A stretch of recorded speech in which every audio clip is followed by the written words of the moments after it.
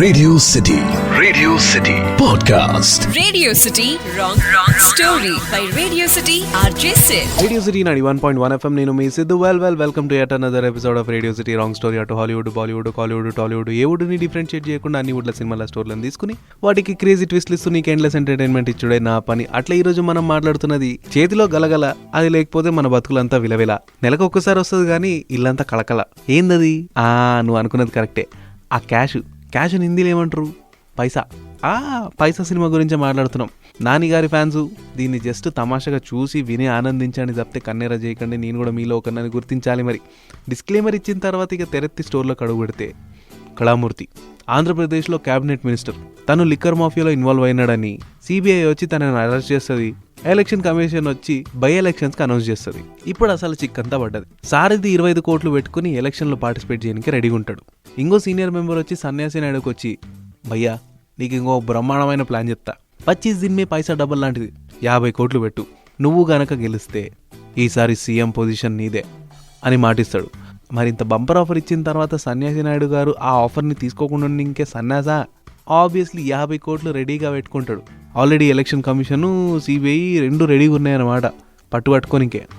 అందుకని ఒక కరప్ట్ ఏసీపీని పట్టుకుంటాడు. ఓల్డ్ సిటీలో హవాలా ట్రాన్సాక్షన్ చేపినికే. నువ్వు గనక ఈ టాస్క్ కంప్లీట్ చేసినావంటే నేను సీఎం అయిన తర్వాత నిన్ను ఐజీని చేస్తా అని మాటిస్తాడు.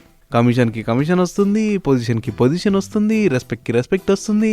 నేనెందుకు కాదనుకుంటా అని చెప్పి ఆ ఏసీపీ గారు కాస్త ఓల్డ్ సిటీకి పోయి ఈ డబ్బులంతా ఒక బ్లాక్ బ్యాగ్లో ర్యాప్ చేసి ఒక కార్లో పెట్టుకుని వెళ్ళిపోతాడు. ఇంకొక ప్యారలల్ నెరేషన్ గురించి మాట్లాడుకుంది. ఓల్డ్ సిటీలో ఒక షేర్వానీ మోడల్ ఉంటాడు. తన పేరే ప్రకాష్. ఎప్పటికైనా డబ్బులు సంపాయాలా, పెద్ద మనిషి కావాలని చెప్పేసి తన పేరులోనే ప్రకాష్ని కాస్త ప్రకాష్ అని పిలుచుకుంటుంటాడు. తనకి 2 దోస్తులు ఉంటారు, తబరు ఇక గోకుల్.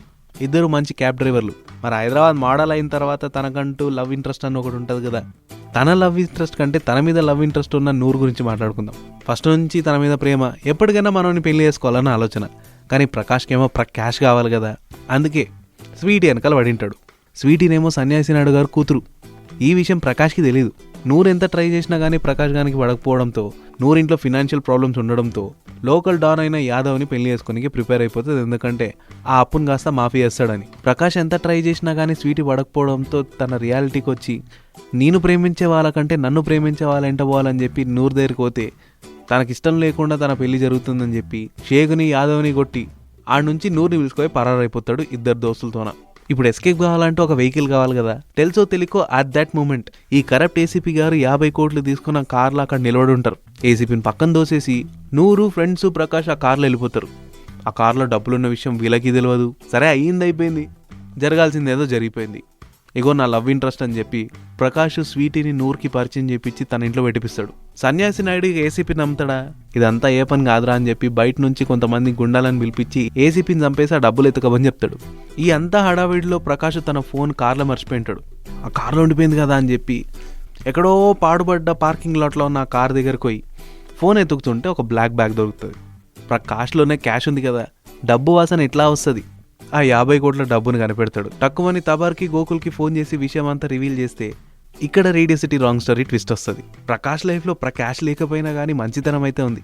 అరే ముగ్గురం పంచుకుందాం రా, మంచిగా సెటిల్ అయిపోవచ్చు, హ్యాపీలీ ఎవర్ ఆఫ్టర్ అని ప్లాన్ చేసుకుంటుంటే తబరు గోకులు ప్రకాష్కి గుంత పెట్టేసి వాళ్ళిద్దరూ పైసలు పంచుకోవాలి, తలా 25 కోట్లని ప్లాన్ చేస్తుంటారు.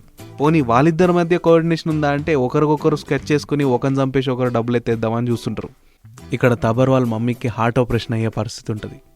ఈ విషయానికి వద్దాం కానీ డబ్బులు వాసన బసికట్టినట్టు వీళ్ళిద్దరి మధ్య డిస్కషన్లు, గుసగుస మాటలు, ఏదో సస్పిషియస్గా ఉంది కదా అని ఇన్వెస్టిగేట్ చేయనికపోతే ప్రకాష్కి వీళ్ళిద్దరు వేస్తున్న స్కెచ్ గురించి తెలిసిపోతుంది. గోకులేమో ఈ డబ్బులు దొరికితే ఎట్లా మనం రిచ్ అయిపోతామని చెప్పి తలా 1 లక్ష రూపాయలు ఇస్తానని చెప్పి బీహార్ నుంచి కొంతమంది రౌడీల్ని పిలిపిస్తాడు. ఇంకెందుకు ప్రకాష్ని చంపిపోయినికే. ఇంకో పక్క తబర్ కూడా మంచిగా ప్లాన్ వేసి ఉంటాడు. గోకుల్ ఎట్లా ప్రకాష్ని చంపిపించేస్తాడు. గోకులు నేను కూర్చున్నప్పుడు గోకులు తినే ఫుడ్లో పాయిజన్ కలిపేసి వాడు చచ్చిపోయిన తర్వాత మిగతా డబ్బులంతా నేనే దొబ్బేద్దాం అనే ప్లాన్లో మనోడు ఉంటాడు.